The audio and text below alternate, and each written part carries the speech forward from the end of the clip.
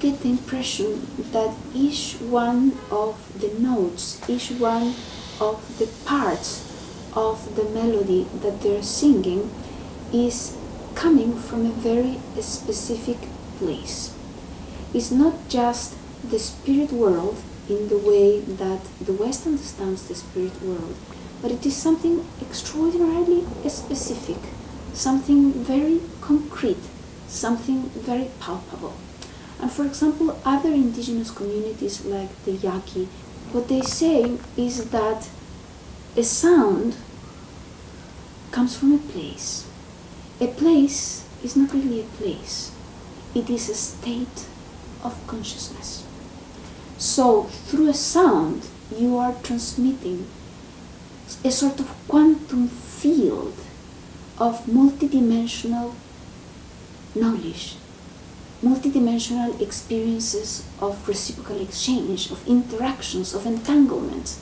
And you get all that through the sounds.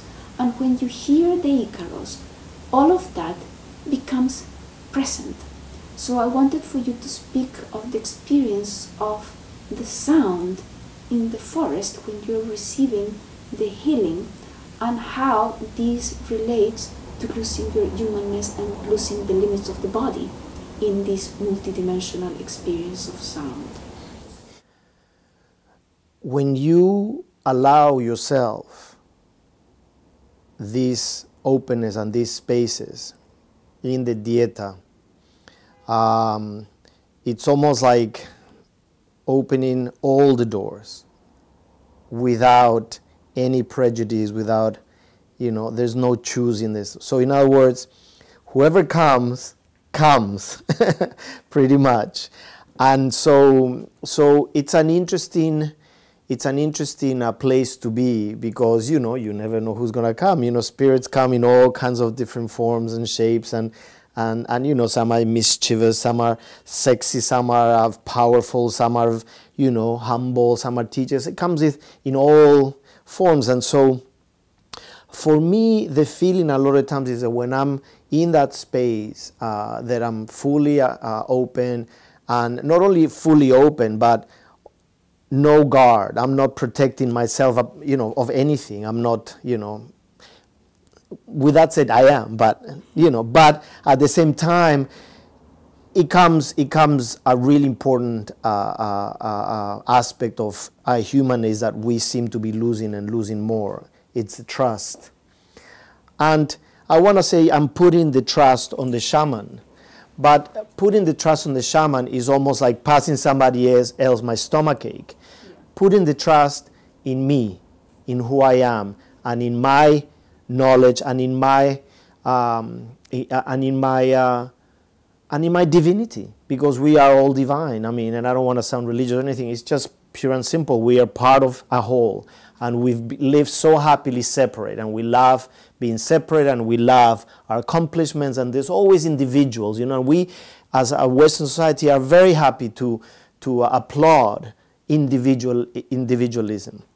And so here in the jungle, it kind of changes a little bit, because as an individual, your survival rate is very limited. So I think that translates also in the spirit world. I think the shaman gets to oversee all of this. And then, like you said, with experience and with the years of himself or herself doing dietas and opening themselves to all of this. Because remember, none of this has happened without previous experience. And many people gave their lives for this. Many indigenous people. Again, not only in the Amazon, all over.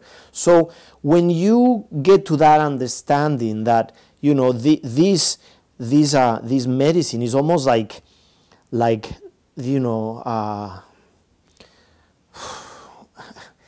like the most precious thing that somebody can offer you, because you pretty much just getting the essence. Then it's like huge responsibility, right? So it's responsibility of you that you're not aware yet, or depending on what stage of your process you get an awareness. And by getting this awareness, you start understanding. the curandero has all that in his hands. And so it's almost very subtle, you know, when they come, they reach you like, you know, you're like an open book. And so it's very easy to see. And like I said before, you know, I've been sung the same Icaro many times over and over and over. And not ever have I felt that that Icaro wasn't the appropriate one for that particular time. So when you have that kind of understanding, and this all translates because the shaman has that understanding, but more important than the understanding is had created a relationship with a plant spirit. So we cannot separate again those words, plant spirit, plant teacher.